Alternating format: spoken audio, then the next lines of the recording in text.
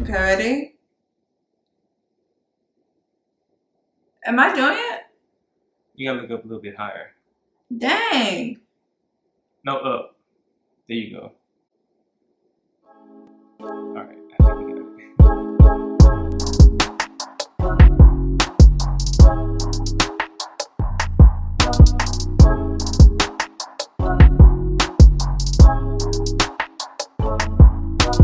Hi guys, I'm Bree. And I'm J. Lou. And welcome back to our channel. We've got another video just for you. So in this video, we're going to be talking about essentially joining the conversation about pretty privilege. I watched a video from a lady by the name of Ostefco, and she was discussing her personal experience with not having pretty privilege. So it kind of just stirred up something in my spirit, and I was like, let me share this with my fiance. And he thought it would be a good idea for us to come on camera and talk about it. And the other thing that led us here was I just mentioned it on my Instagram, and I had a lot of people responding, both in my DMs and to the post directly. So it's like this would be a great topic to discuss because it's something I'm familiar with. I know that J. Lou, have you heard about it before? Yeah, I think everybody knows that it exists. And like my fiance said, salute to Ostefco for having the courage to bring this conversation about and keep it more so focused on herself. Like I've seen videos about this surface all over, and a lot of times people approach it with like a negative mindset and say, oh, well, this person has pretty privilege and they think that they're better, and it's just kind of like a whole bunch of just finger pointing and stuff. But in her video, she did her best to just keep it focused on her personal experiences, how she feels about it, and just really just talk about the subject. It's not the fact that it's a new subject, but it's something that people don't really discuss, or when they do, it gets swept underneath the rug, you know. So my fiance, she pointed it out to me, and she was like, hey, what are your thoughts? And I gotta be real with y'all, like this video, I think the word is cognitive dissonance. Whenever you present it with something new and it just doesn't mesh well with your previous personal beliefs. So when it comes to this topic, as Black people, we have been seeing the whole Black Lives Matter movement and things of the nature, and you typically see the response from the opposite side of the conversation. And naturally, it's like, why don't these people get it? Why don't these people get it? And it's like a denial that, oh, that this stuff isn't real and Black lives do matter. You see all the people come out and say all lives matter, et cetera, et cetera. Well, this was a situation to where even as a Black person, when this lady started bringing this up, my first thoughts was like, oh, pretty privileges. Oh, she's probably complaining. Oh, she's the... And I had to challenge myself. So watching this video, it challenged my preconceived notions about the word. And that's one reason why we felt it was good to do a video with both of us, for my fiance to give a perspective from a woman's view, and then for myself to give a perspective from a man's view. So you guys look forward to more content like this. Make sure you subscribe, hit the like button before this video goes on, but I'll turn it over to my fiance and get into the subjects. Right, so just to jump straight in, we're going to be obviously talking about the video a little bit, but more so our own personal experiences. I will start by saying that I am someone who benefits from pretty privilege. There are some things within it that I do not benefit from, but there is a lot that I do based on what Ostefco mentioned in her video. So one of the first key things that Stefco pointed out was that you yourself don't get to determine if you have pretty privilege. It's based on society's dictation of that. So how you're treated determines if you have it. It pained me to hear about her experience because it's literally nothing that I felt like I could do anything about, because it's not something I bestowed upon myself, like as she stated. So I do know that I benefit from it. So just to give an example of how I know I've benefited from it in terms of my relationships with men, I've had male friends, and I've always had male friends. I may have been naive to the fact that they may have been attracted to me, but it's not something I would know to think about because it just happened. It's like, oh yeah, that's my friend. And if I ever needed something, or if I was in a bind in any way, I had male friends that I could turn to beyond just my family, because I have brothers as well, and I have my dad. But beyond them, like, I had just friends. And even that is a privilege that you benefit from because society deems you as acceptable or pretty. And then one other thing I wanted to share about my personal pretty privilege experience, she touched on this as well, how Black women have a different type of pretty privilege experience, because, and especially dark-skinned Black women. So I consider myself to be a dark-skinned Black woman or a brown-skinned Black woman, however you want to define it. And I do know that typically when someone is complimenting me, not someone, but sometimes when people are complimenting me on my beauty, they might lead with the fact that they think I look a little exotic, meaning like, you don't look like you're from here. And in their eyes, that's a compliment of sorts, because that they're talking about like my proximity maybe to whiteness or proximity to other besides being Black. I was on a Greyhound bus. This is so random, y'all. I was on a Greyhound bus one time in college, and there were other Black people getting on the bus.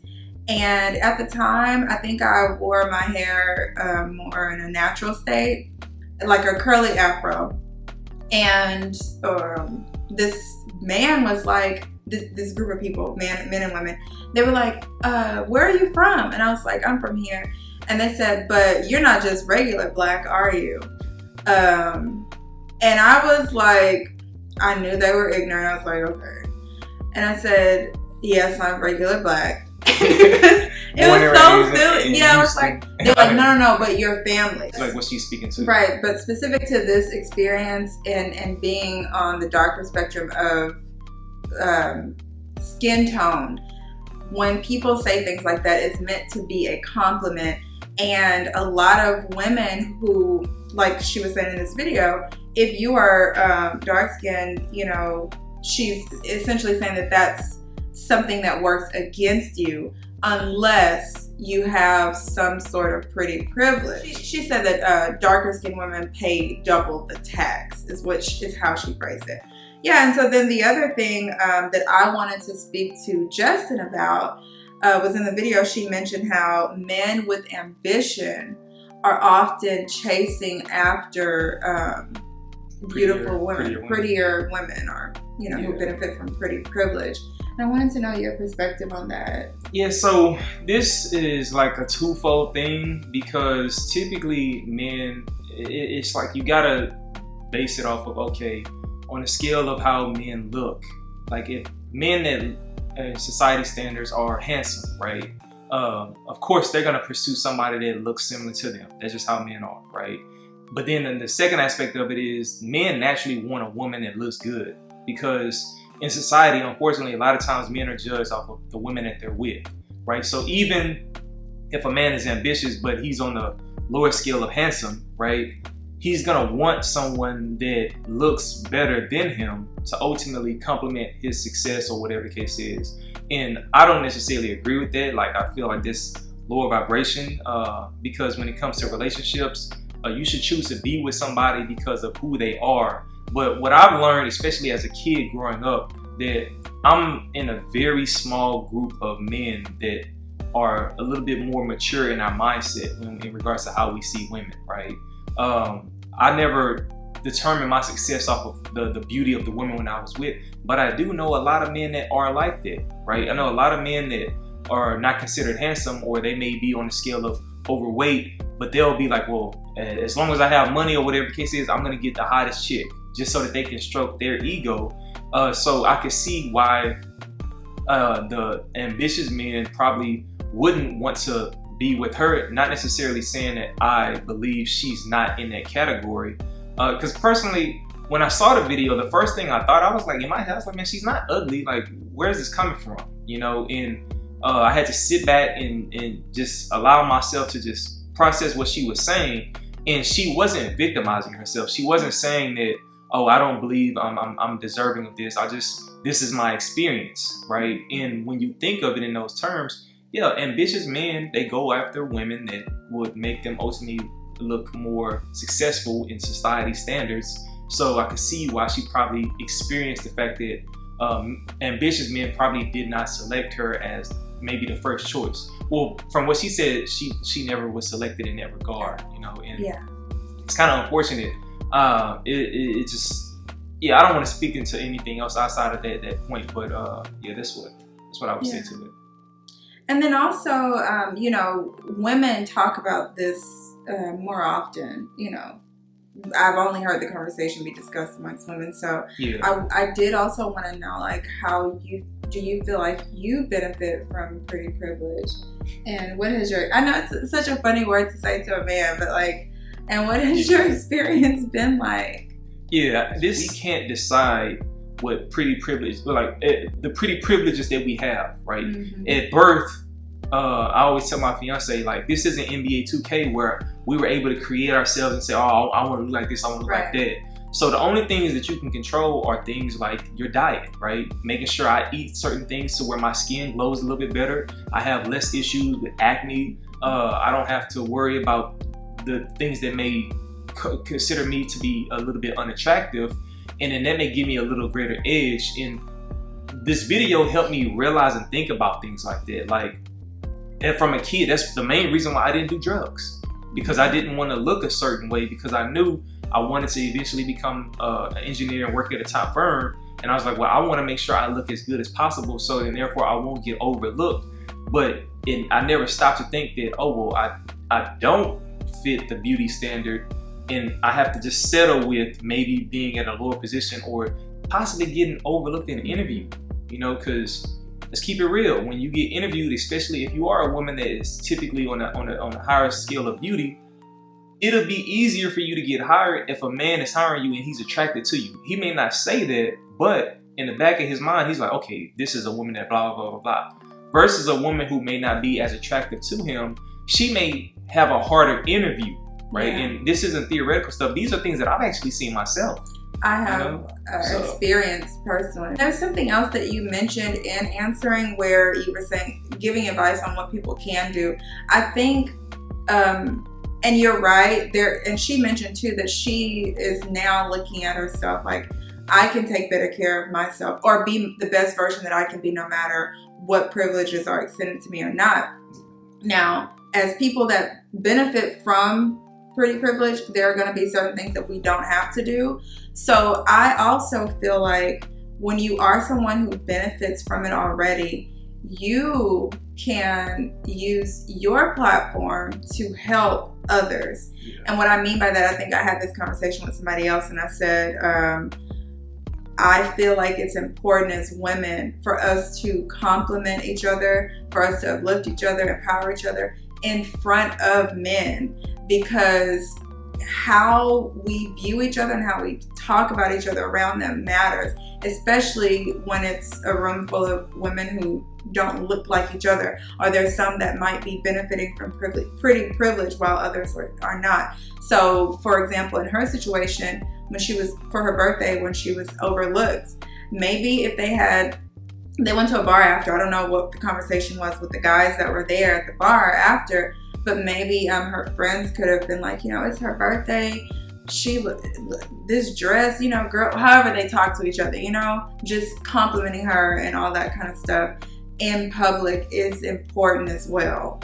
Especially when you yourself, you know, benefit from the privilege. Is one thing I do want to say about that though is that I think a lot of times with the conversation, the women who do benefit from pretty privilege, they know that they do, right? And it's like when it comes to their friends, like growing up, I always seen women that say, oh, well, I'm gonna go out with this chick because I know I look better than her, right?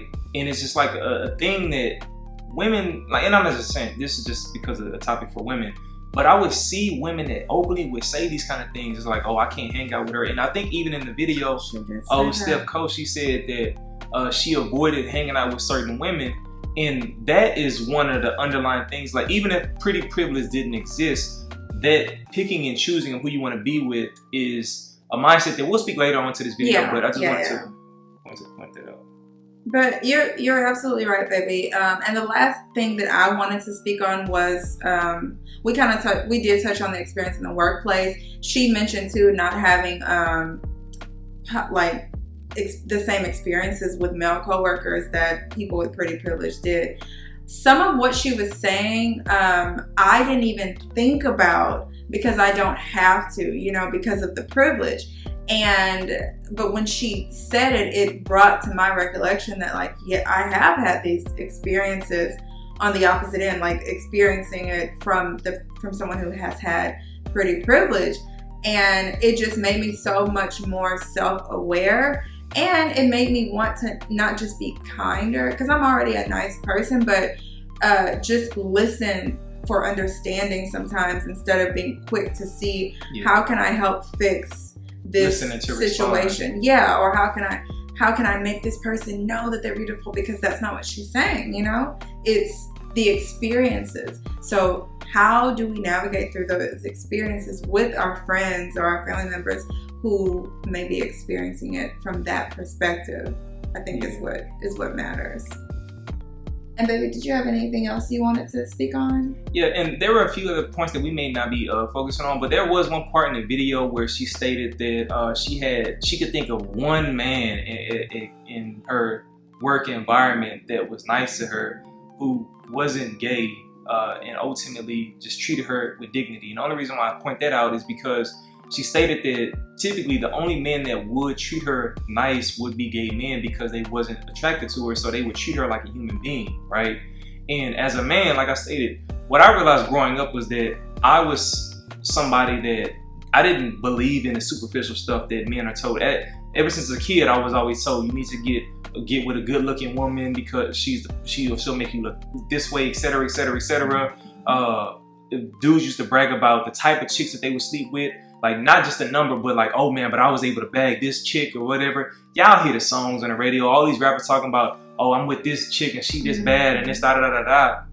And it's like this glamorization of only being with women who are deemed socially beautiful on a grand scale. And it's like, the reality is, like, there are a lot of average looking men that think that they deserve to be like with supermodels, right?